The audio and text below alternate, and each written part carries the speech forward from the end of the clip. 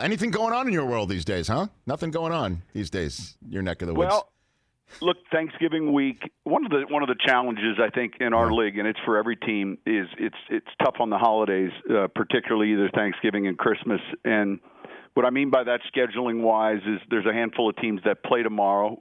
That's been us really the last few years. Right.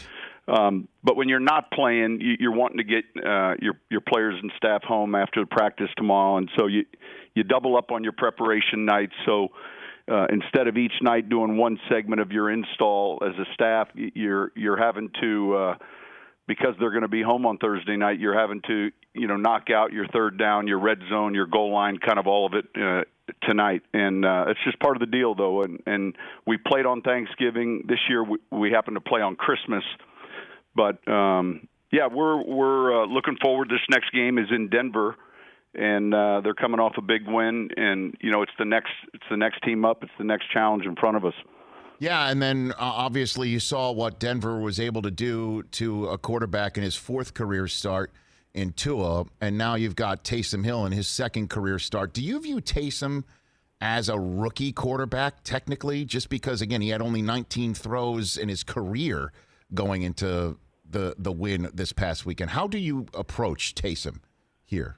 Yeah, Coach? I think that's fair relative to his reps. And then the only other thing that maybe is a little bit more calming is that he's played a lot of football. Now, it hasn't been at the quarterback position. At times He's been more of a wildcat quarterback. But, the first quarter of last week's game, there's certainly a lot of pressure on anybody who's starting their first game, and I thought he handled it well, settled in, and really functioned well as the game wore on. We played outstanding defense. We have seen, the Denver tape versus Miami. I think Vic Fangio's done a fantastic job always defensively. They're starting and playing a young quarterback, not a rookie, but they played very well last weekend. So when was the first time you laid eyes on Taysom Hill, Sean? When was the first time? The first time is really how we ended up finding him. The final cut down every year comes right before the first weekend of the regular season. So the weekend prior, every team cuts down to their final 53 at that time. And so there's a lot of tape everyone's watching for roster cuts. And they had asked me to look at a practice squad candidate at receiver, and it was Max McCaffrey, who coincidentally we had seen a little bit of when he was with us briefly. And so I was watching Green Bay film of the preseason, and it was a cut-up made of Max McCaffrey. And it just so happened the plays that he's getting in are the second half of preseason games, and they all happen to be with this quarterback, number 7, Taysom Hill. And so as I'm watching the cut-up, I couldn't help but notice the quarterback as well. He made a few big plays. He scrambled, gained 8-9 yards. There's a play where he steps up in the pocket, and he ran for 33 yards and a touchdown.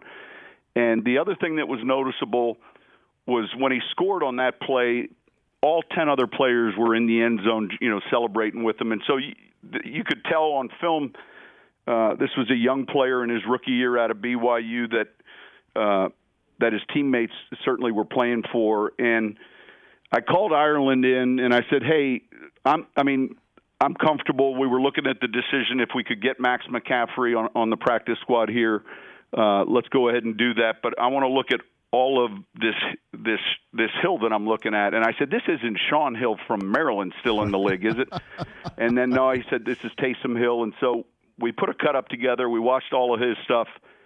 And when it ended, I turned and said to him, what don't we like about this guy? In other words, and we decided to put a claim in for him. And so basically for the audience, when the cuts are made at training camp, there's a claiming order, and it's the draft order that year. And so the team that picked first in the draft would have first claim.